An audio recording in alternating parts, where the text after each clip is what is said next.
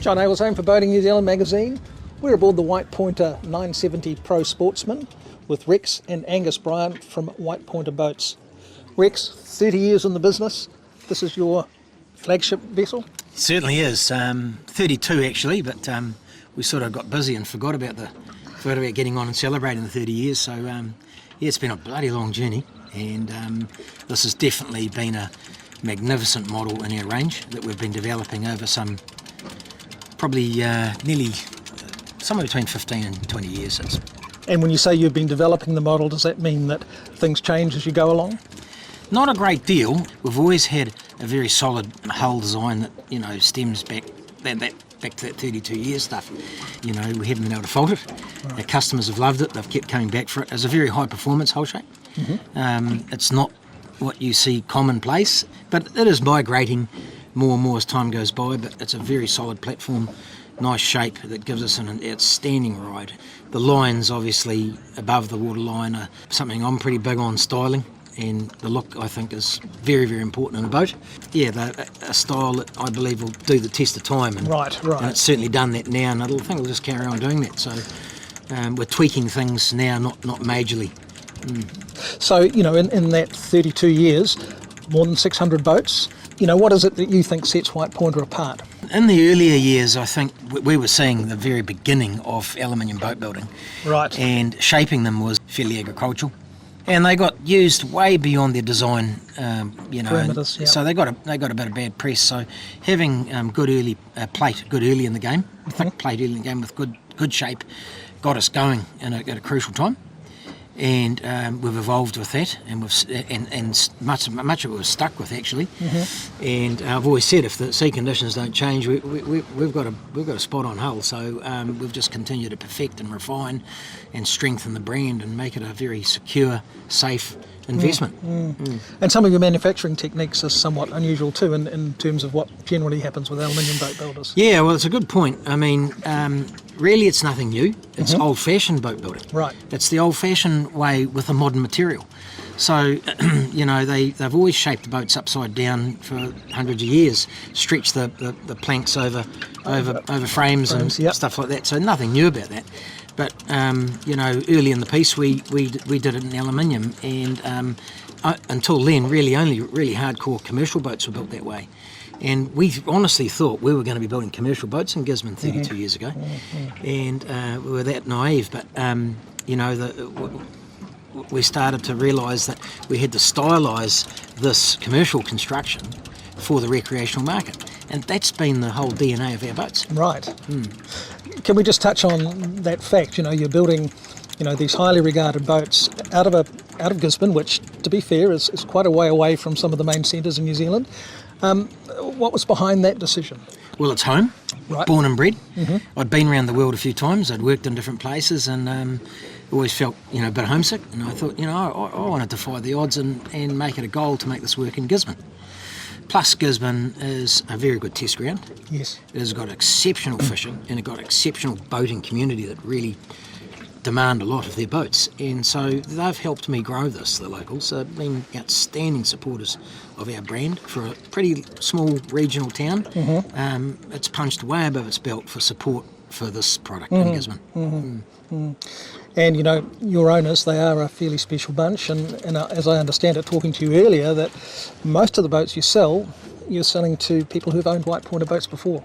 Yeah, well, you know, you get the first one over the line, and the relationship's formed, and you look after it, and you know, again, don't fix what ain't broke, and the relationship, the friends we make is as important as building a good craft, and they come back. Brilliant.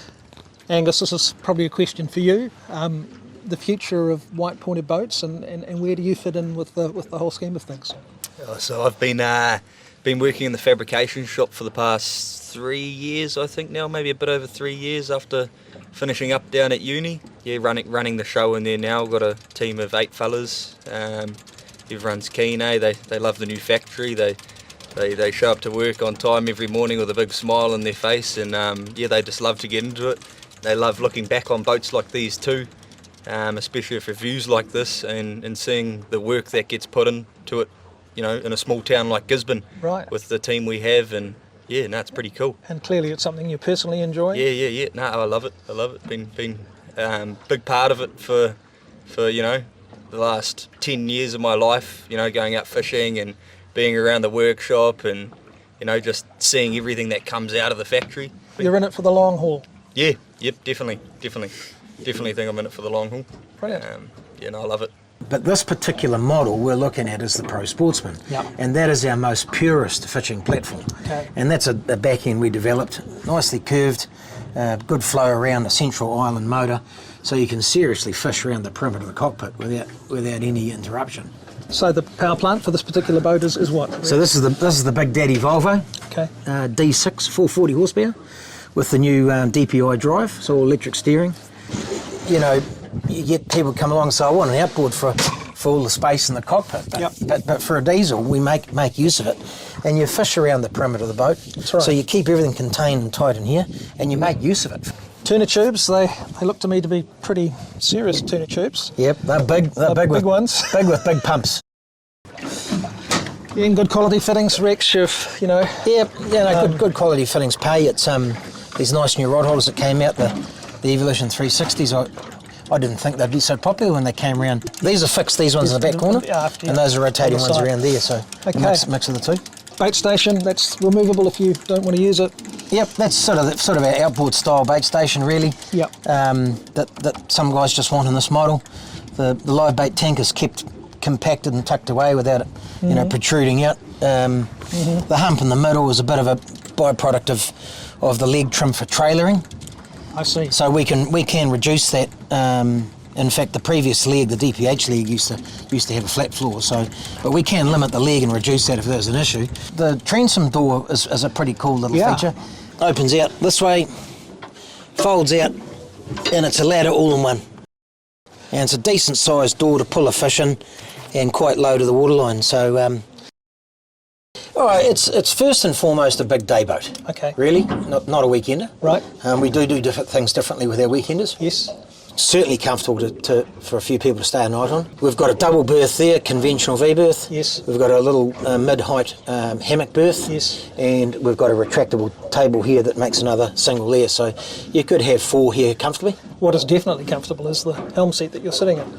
Yeah, so these are been a really nice inclusion into our range, and we go a little bit further and completely strip them and re-upholster them in leather.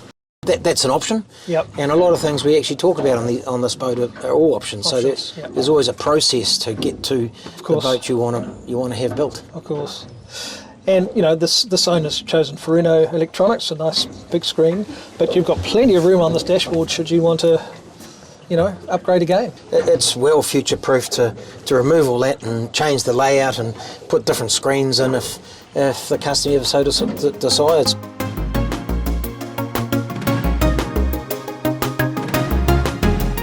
With 12 to 15 knots of wind from the southeast, sea conditions are a bit sloppy for our review, with the wind chop overlaying 1.5 metres of swell. Things were comfortable enough on the way out though, with the seas on the aft starboard quarter. The big white pointer shouldered the head seas aside, tracking straight and finishing us with a plush, quiet ride. We set the autopilot at 20 knots and let the 5-ton boat do its thing, helped along by the lightning-fast Humphrey trim system, also set to automatic. The vessel's performance report shows a real sweet spot between 20 and 25 knots, with the fuel burners identical at just 1.5 litres per nautical mile. It's still under 2 at 30 knots.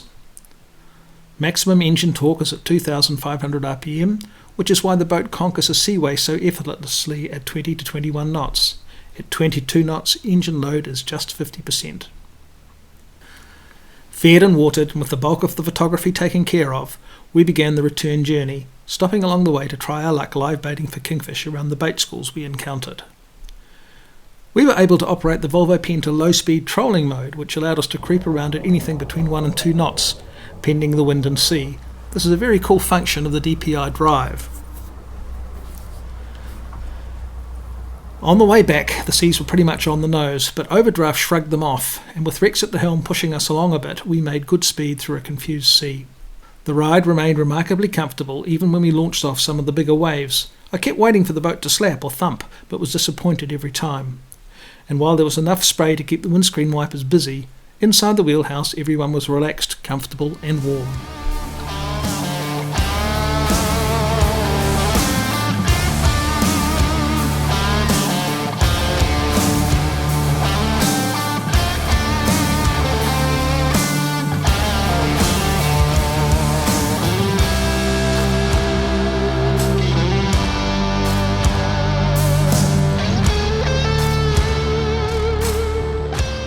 There is no doubt the 970 is a very capable seaboat, a large, stable vessel offering exceptional performance, a smooth ride and predictable handling. It inspires confidence and it feels as solid as a rock. Anybody stepping aboard Overdraft would be impressed by the flawless welding, smooth coving and high quality fairing and paint. But it's not until you experience the 970 in its natural element that its true character emerges. It will tackle any sort of coastal and offshore exploration you throw at it with ease, and any sort of recreation.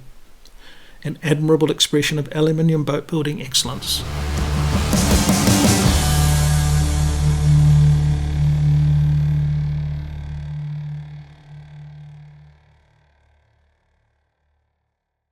John Ecclestone from Boating New Zealand.